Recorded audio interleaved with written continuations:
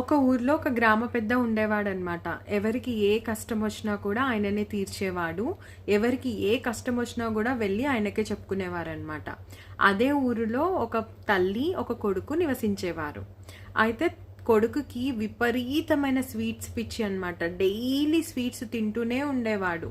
తల్లి ఎంత చెప్పినా వినట్లేదని చెప్పి తల్లి ఏం చేసిందంటే ఆ బాబుని ఆ పెద్ద దగ్గరికి తీసుకెళ్ళి, అయ్యా మా బాబు రోజు స్వీట్స్ తింటున్నాడు, నేను ఎంత చెప్పినా వినట్లేదు అని చెప్తుందంట.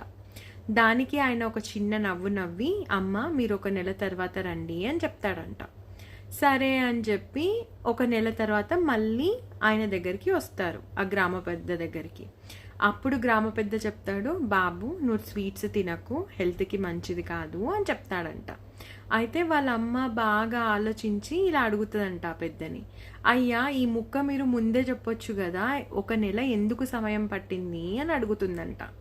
దానికి ఆయన ఏం చెప్తాడంటే, అమ్మ నాకు కూడా స్వీట్స్ అంటే చాలా పిచ్చి, నేను పక్కన వాళ్ళకి చెప్పాలంటే ముందు నేను అది ఆచరించాలి కదా, ఈ నెల రోజులు మొత్తం నేను స్వీట్స్ తినలేదు, అందుకే నేను ఆ బాబుకి చెప్పే అర్హతని సంపాదించాను, అందుకే ఇప్పుడు చెప్తున్నాను అని చెప్తాడంట.